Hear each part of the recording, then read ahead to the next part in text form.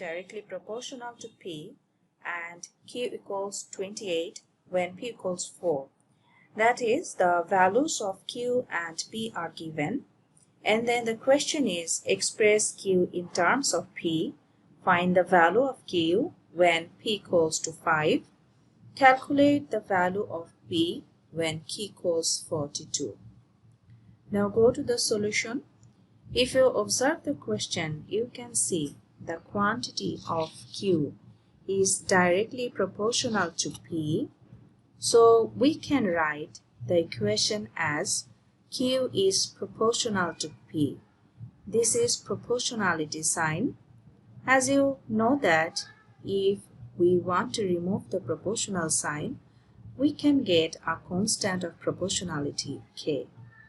Now, if you could know the value of Q and P, then you can develop the equation. Go to the question.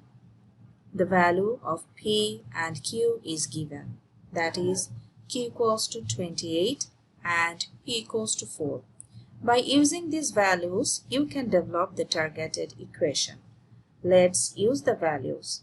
The equation will be 28 equals 4K. If you solve the equation, then you will get the value of K equals 7.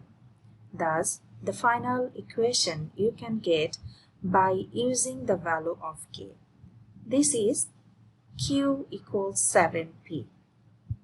Because of the value of K is 7, you can use this value in the equation of proportionality, direct proportional equation, that is Q equals to KP.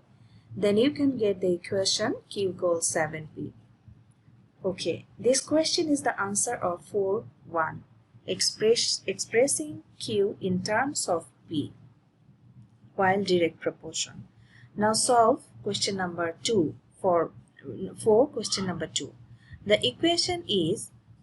question is find the value of Q when the value of P is given, that is 5.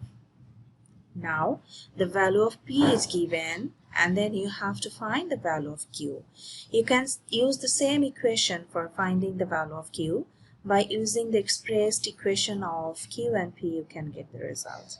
In the connecting equation of P and Q, employ the value of P. P equals to 5.